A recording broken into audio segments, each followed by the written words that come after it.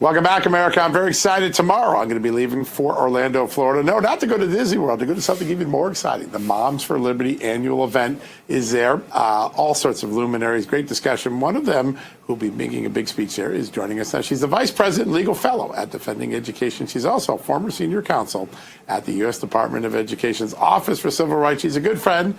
She is Sarah Parshall Perry. Sarah, good to have you on. Thanks so much for having me back. We love having you on. What a difference a year makes. I think about a year ago, maybe when President Trump spoke at the last Moms for Liberty event here in Washington, people were still worried. Are we going to save education? Are we going to roll back all this crazy ideology, DEI, CRT? What a difference a year has made. Your assessment of how much progress we've made. I think it's hard to overestimate exactly how much progress has been made. In fact, we've seen 42% of the Department of Education shrunk, with another 500 employees, the most bloated of all the federal bureaucratic agencies, already shrunk down. But we've seen funding and civil rights enforcement continue apace, which is great news for the average American parent on the ground who has a child with special needs, or a child who happens to be a minority, or a child who wants to play on the sports team as a girl and wants to make sure there are biological protections in place to guarantee her safety and equality. We have seen, I think, some monumental gains and a real paradigm shift in the state of American education. We know that the ultimate aim of this department is to be essentially shuttered. They are on a kamikaze mission, as Secretary Linda McMahon has said, and their goal is ultimately to send education back to the states and back to the people and their elected representatives, which is where it was always destined to be. Yeah. Good point. Sarah, I think a vitals check on teachers' unions would show that they are diminishing.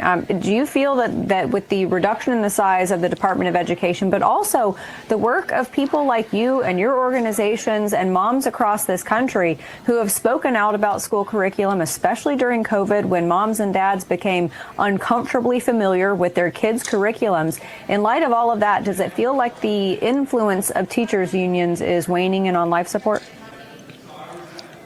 You know, it's interesting because we're actually seeing sort of what I believe to be the flare before the dying of the light.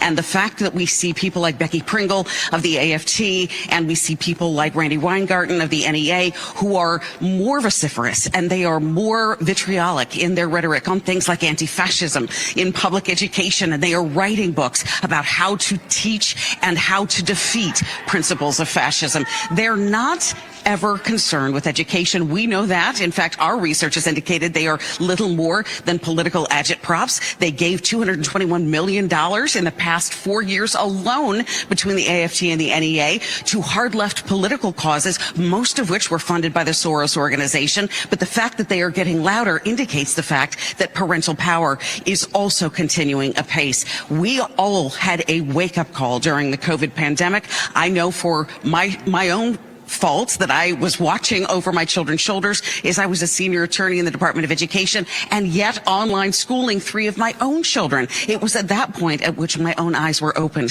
to exactly the curricular inclusions that we were seeing and how public education had begun to fail every American student. But it took the waking up of American parents to recognize that, to ultimately step into our authority as those who know best about our children's education, health, and welfare, and in fact to finally do something about it. Organizations like Moms for Liberty and our organization Defending Education are absolutely thrilled to be able to be here at this moment in time and to actually start to see the fruits of our hard labor. Sarah, you do so much important work. Your group was instrumental in exposing something. And as much progress as we've made, and we made a lot of progress, you found something pretty troubling in the Seattle School District. Tell us what you found. Seattle Public Schools have been partnering with Seattle Children's Hospital, CHOP, where we actually know some of the most gruesome medical procedures are transpiring in the country. And in fact, that department for so-called gender-affirming care for minors is run by a so-called non-binary, trans-friendly surgeon. And that individual has been working with Seattle Public Schools to provide supplies for something called community health lockers. Now, this, of course, sounds relatively benign, very anodyne, but these community health lockers actually actually include things like trans tape and binders and tucking tape and trans removal tape and cross-dressing clothing items. Ultimately, these particular items have been achieved and received from Seattle Children's Hospital to perpetuate the notion that children who feel gender dysphoric are in fact born in the wrong bodies, so that these children can be socially transitioned at school. It is hard to overstate exactly how serious a dereliction of duty this is by the school administrators, and how serious an interference with parental rights to not only call children by a different name, to not only hide school records, but to facilitate social transitioning at school. We look forward to the Department of Education taking a very close look at what's happening in Seattle. Sarah, John's going to be heading down there to this Moms for Liberty event. I know for a fact he is for liberty, but I also know for a fact he's not a mom. He is a dad, however. What role do dads play in all of this? Men who are supporting the moms who have the backs of their children. I cannot tell you how important dads are. We're actually going to have a panel down here on the importance of fatherhood, and there are some wonderful Christian dads who are down here who are going to talk about the role that they have in raising up and equipping young men and women, raising them in the kind of values that will not only help them flourish individually, but that will perpetuate human flourishing in this entire nation. We celebrate in very short order, in only a few months next year, the 250th anniversary of this country. Strong fathers and strong families have made our flourishing possible, and it is ultimately essential that we keep them at the forefront of this fight, not just the mothers, but the dads by their sides.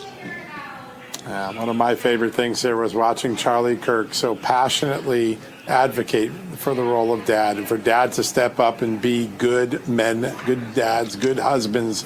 We need a lot more advocates like that in the future. I can't wait to be there tomorrow night. Last question for you. I've heard some rumors that the NEA just passed some sort of resolution saying that it's important that school educators teach that Donald Trump is a fascist. Am I misinterpreting that? No, in fact, you've got it directly and accurately correct, John. I have to tell you that back in July, they have an annual conference, and they just passed a resolution at the NEA to determine that Donald Trump was a fascist and to characterize all of his policies, principles, missions, and electives as fascist in nature, which indicates yet again, John, that because they didn't have any resolutions related to the increase in the quality of American education or flourishing for American children, but they did in fact decide that they were going to take a stand on fascism as purportedly represented by our sitting president. That indicates again that these are politicos. They are not individuals who are at all concerned with American education, and least of all with American children. And every one of your viewers and listeners should bear that in mind. I couldn't agree more. And Sarah, you do so much to open our eyes to all the insanity that's been going in our education system. That knowledge empowers us to make the big changes we're starting to get. Great to have you here. I can't wait to see you tomorrow. Thanks for joining us. Looking forward to it, John. Thank you. Yeah, what a great interview. All right, folks, we're going to take a quick commercial.